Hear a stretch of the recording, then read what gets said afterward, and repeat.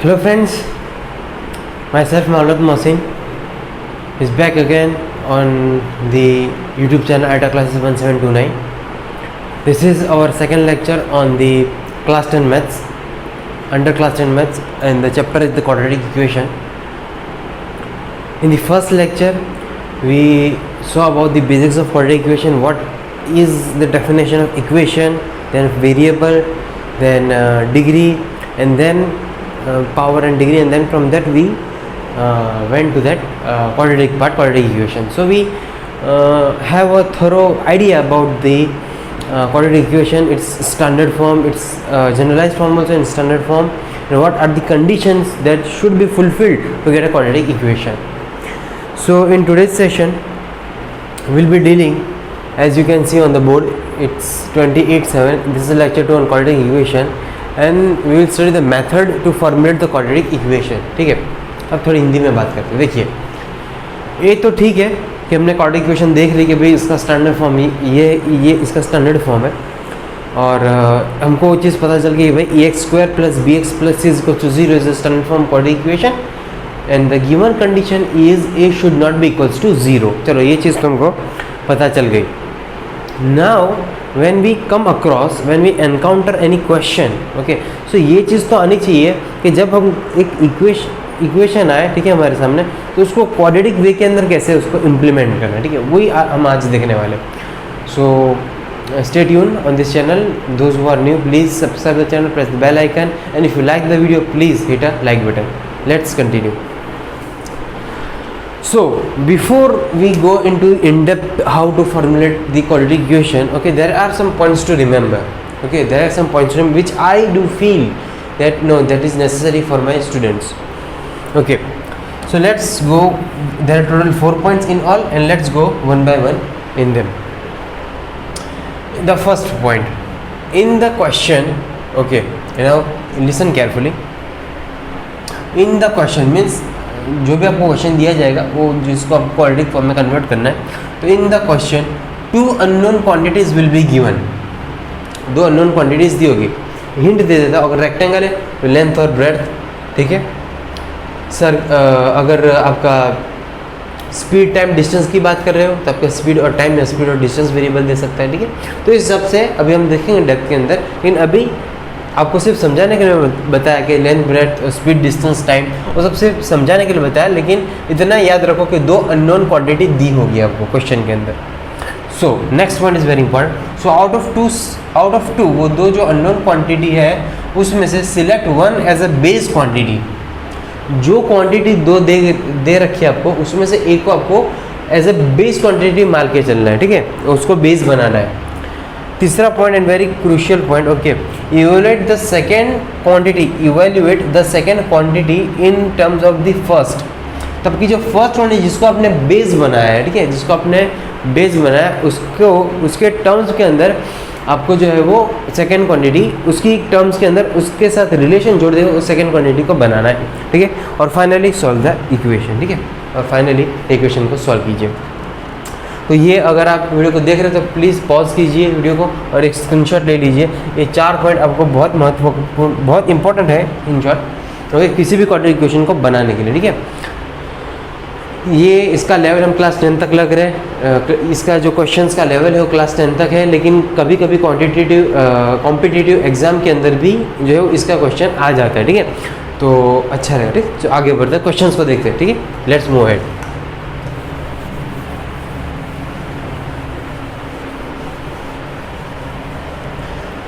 Please open your page number 73. Okay, page number 73 of your class 10th NCERT book.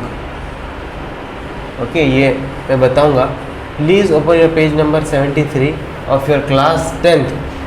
Okay, NCERT book. In that exercise 4.1 and in that the question number 2 का पहला question, ठीक है. अभी आपको सिर्फ quadratic equation बनानी है, solve करने नहीं सिखाऊंगा मैं भी सिखाऊंगा कि क्वाड्रेटिक इक्वेशन बनाते कैसे, ठीक है. पहला क्वेश्चन पढ़ते हैं. The area of rectangle of plot, okay, question number 2 का first. The area of rectangular plot is 528 metre square. Okay, area का यूनिट रहता है मीटर स्क्वायर। तो एक रेक्टेंगुलर प्लॉट, ओके, अब इमेजिन भी कर सकते हो कि भाई ऐसा कुछ रेक्टेंगुलर प्लॉट होगा, ठीक है, उसका कुछ एरिया होगा 528 मीटर स्क्वायर, ठीक है, 500 मीटर स्क्वायर उसका एरिया, ठीक है। अब देखिए, जैसे रेक्टेंगुलर प्लॉट बना है आपको, तो दो चीज़ क्लियर हो जानी चाहिए कि भाई रेक्टेंगुलर प्लॉट है, ठीक है, तो दो चीज़ रहेगी इसके अंदर। एक तो रहेगी उसकी लेंथ, ठीक है, इसको कहते हैं एल, और एक तो उसकी विड्थ या ब्रेड्थ भी कह सकते हैं उसको, ब्रेड्थ, ठीक है। तो जो मैंने बात की थी अब इस थोड़े टाइम पहले, थोड़ी देर पहले, ये दो अननोन क्वांटिटी दी होगी, दो अननोन क्वांटिटी मिल गई भाई, एक लेंथ और ब्रेड्थ है। कैसे, आगे पढ़ो, देखो, the length of the plot in metre is 1 more than twice its breadth। Length of the plot is 1 more than twice its breadth। तो हो गई, दो क्वांटिटी मिल गई। We need to find the length and breadth of the plot. Okay, तो हमको length breadth find करनी है, वो तो चलो बात की बात है, लेकिन पहले इक्वेशन तो बना कि बनानी कैसे है, ठीक है। तो सबसे पहले इसमें से ये डायग्राम में से हमको ये पता चला कि भाई एरिया जो है वो है 528 मीटर स्क्वायर, और दो क्वांटिटीज़ है, एक है लेंथ और दूसरी है उसकी ब्रेड्थ, ठीक है, ये दो क्वांटिटीज़ हो गई। अब प्रश्न ये आता है कि इसको भाई हम इसको कैसे माने कि भाई ये बेस क्वांटिटी कौन सी होगी और सेकंड क्वांटिटी कौन सी होगी। हमेशा जो सेकंड क्वांटिटी होगी वो बेस क्वांटिटी जो दी होगी अंदर, वो उसके ऊपर डिपेंडेड होगी। देखो इसमें क्या लिखा है, the length of the plot is 1 more than twice its breadth। तो लेंथ जो डिपेंडेड है ब्रेड्थ पर, तो हम क्या करेंगे सीधा, अब देख लीजिए अब क्रूशियल पार्ट चालू हो रहा है, ठीक है। इधर से क्वेश्चन कि भाई लेंथ है वो ब्रेड्थ पे डिपेंडेड है, किस तरीके से डिपेंडेड है कि उसका जो ब्रेड्थ है उसका डबल प्लस 1 है लेंथ। तो हम करेंगे suppose, now the answer begins, okay, answer suppose the breadth of rectangular plot is equals to x metre, ठीक है। So the length will be, क्या लिखा है क्वेश्चन के अंदर, the length of the plot is 1 more than twice its breadth। Length is 1 more than twice its breadth। तो सबसे पहले twice its breadth हमने सपोज किया x है, तो भाई twice breadth का मतलब था 2x, तो इतना पता चला कि भाई लेंथ है is 1 more than twice its breadth। तो twice breadth और उसमें भी 1 more है, तो +1 ये आपको मिल गया लेंथ। भाई ये बेस बन गई, ये हमारी सेकेंड क्वांटिटी बन गई, आप जंग जीत गए, ठीक है। अब आपको इतना पता चल गया कि भाई ये बेस है x, 2x + 1 है, एरिया भी दिया गया है 528 मीटर स्क्वायर, ठीक है। तो बस अक्कल क्या लड़ानी है, एरिया है 520 metre square. Area of rectangle क्या होता है, please recall your 8-9 classes of maths. Area of rectangle is nothing, okay, but area of rectangle, okay, is length multiply by breadth. Simple maths, ठीक है, लेंथ मल्टीप्लाई बाय ब्रेड्थ। तो length क्या है हमारी 2x + 1, ठीक है, ब्रेड्थ क्या है x × x, और एरिया कितना दे रखा है 528। आगे आपकी क्वांटिटी इक्वेशन, तो उसको सिंपल मल्टीप्लाई कर दो, ठीक है, 2x² + x = 528। स्टैंडर्ड फॉर्म के लिए इसको इधर ले आओ, हो जाएगा 2x² + x - 528 = 0। This is your quantity equation, question solve. भाई क्या था इसके अंदर, any rocket science, nothing, very easy. Let's move ahead please quickly. Question number 2, the product of two consecutive positive integer is 306। we find the integers। Question number 2 का 2, चलो बताओ मुझे, the product of two consecutive positive integers, okay, इधर दे रखा है 2 consecutive positive integer का product क्या दे रखा है, प्रोडक्ट दे रखा है आपको 306, ठीक है। तो अभी करेंगे दो कॉन्सेक्यूटिव पॉजिटिव इंटीजर, ठीक है, मैंने ऐसा लिखा, ठीक है, पॉजिटिव इंटीजर, ठीक है। चलिए अब कॉन्सेक्यूटिव इंटीजर्स क्या होते हैं, जो एक के बाद एक होगा, जैसे 1 का कॉन्सेक्यूटिव 2 होगा, 2 का 3, 3 का 4, एक नंबर उसके बाद वाला तुरंत बाद वाला नंबर, उसको हम दो पेयर बना के कॉन्सेक्यूटिव इंटीजर होते हैं। तो हम करेंगे simple, suppose the first integer is equals to x। तो उसके बाद अगर 2 होता है तो बाद वाला 3 होता है। 2 और 3 में क्या डिफरेंस है भाई, 2 में मैं एक ऐड करूंगा तो 3 मिलेगा, ठीक है। Therefore the second integer is equal to x plus 1, भाई बात खत्म हो गई। अगर 3 भी हो x, ठीक है, और 4 उसके बाद वाला है, ठीक है, तो 3 और 4 में क्या डिफरेंस है भैया, ये भाई 3 को x लो तो 4 को क्या करना पड़ेगा, x प्लस 1 मिल गया 4। ये हो गया हमारा बेस, ये हो गया हमें सेकेंड क्वांटिटी दे रखा है, प्रोडक्ट है 306, प्रोडक्ट का मतलब होता है multiplication. So x plus 1 into x is equal to 306, the same ideology, multiply this is x squared plus x is equal to 306, और 306 उधर ले आएंगे, x squared plus x minus 306 is equal to 0। ये आ गया इक्वेशन, बन गई भाई। क्या कुछ दिक्कत वाली बात है? जी नहीं, बिल्कुल नहीं, कोई दिक्कत वाली बात नहीं है, ठीक है, इजीली हम सॉल्व कर पा रहे हैं, ठीक है। तो ये भी देख लिया हमने, ठीक है। अब थर्ड क्वेश्चन देख लेते हैं जल्दी से फटाक से। ये एज वाला, ठीक है, ये थोड़ा इंपॉर्टेंट है। चारों चार मैं करवाऊंगा आपको क्वेश्चन, ठीक है। इसमें चारों चार क्वेश्चन दे रखे, चारों चार हम देखने वाले हैं। Rohan's mother is 26 years older than him, ठीक है। रोहन्स मदर्स एज, अब देखो भाई मैंने पहले ही बता रखा है कि जो सेकेंड क्वांटिटी होगी वो बेस क्वांटिटी पे डिपेंडेंट होगी, ठीक है। तो रोहन की मदर की एज रोहन की एज से 26 साल ज़्यादा है, तो कौन भाई किस रोहन की मदर की जो एज है वो रोहन पे डिपेंड कर रही है, ठीक है।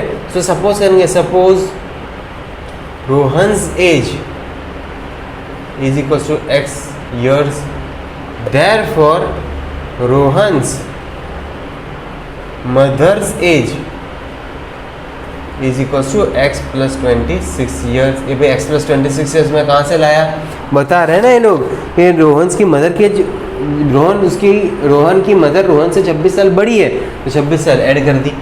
चलो इतना तो हमारा काम आसान हो गया, बेस हो गया, ये सेकेंड क्वांटिटी हो गई, ठीक है। The product of their age is 3 years from now will be 360, this is the crucial part.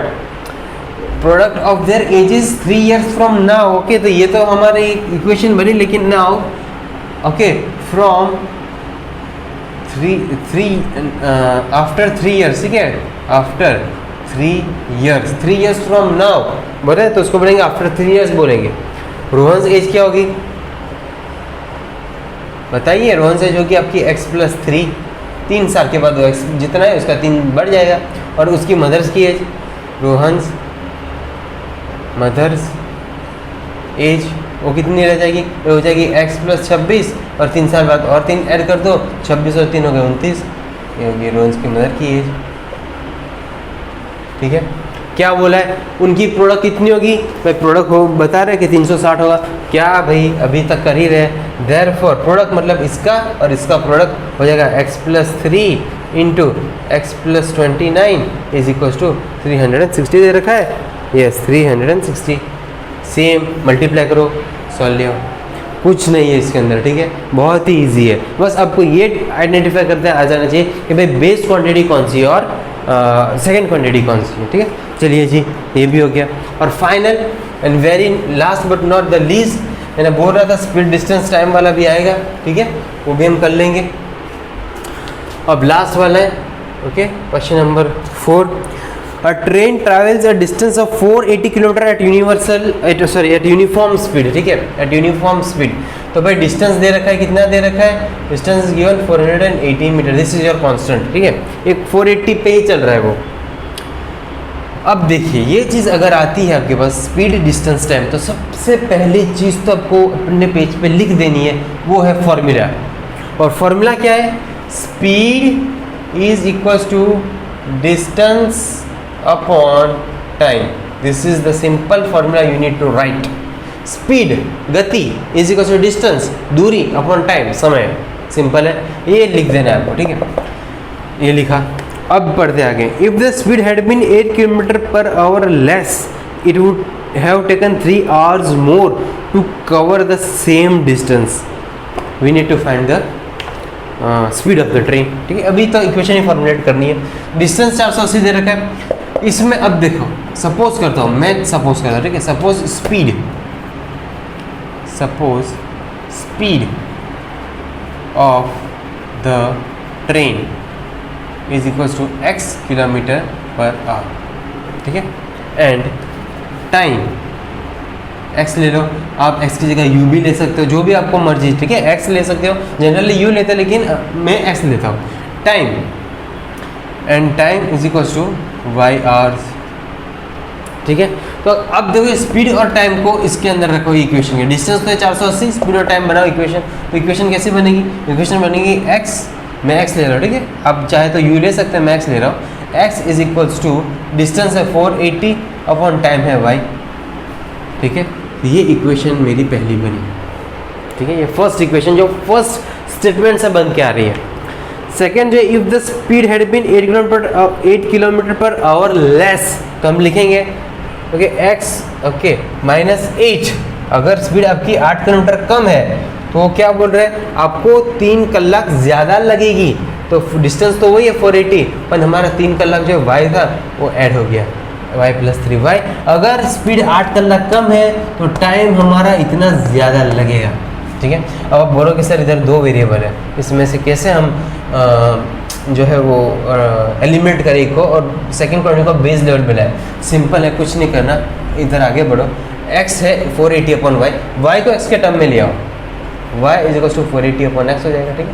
y इधर जाएगा, x इधर आ जाएगा, सिंपल है, ठीक है, कुछ नहीं है।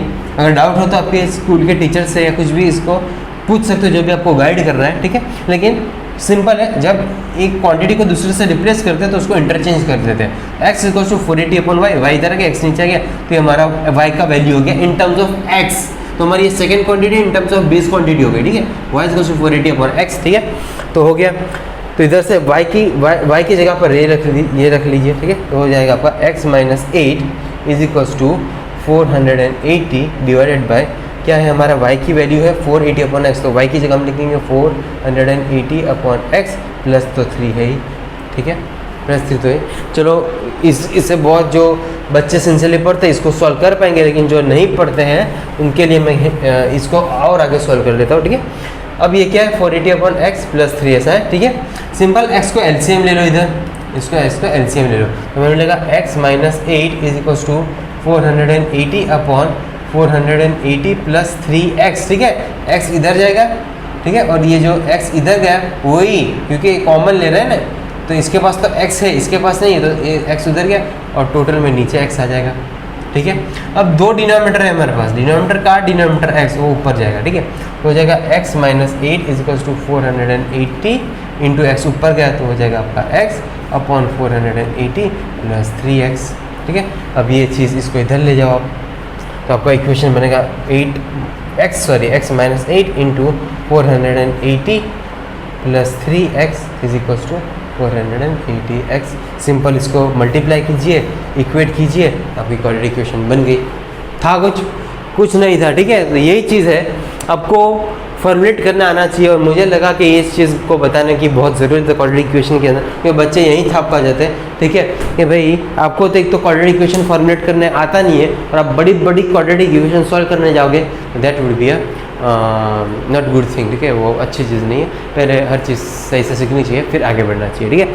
तो यही चीज़ थी जो मेरे को लगा कि भाई आपको बताना चाहिए। तो हमारा लेक्चर 2 था, फर्स्ट लेक्चर हमने बेसिक्स देखा था, ये लेक्चर 2 के अंदर methods to formulate the quadratic equation हमने देखी, ठीक है। तो thank you very much for watching the video, and please subscribe the channel, press the bell icon, and if you like the video hit a like button. Thank you very much.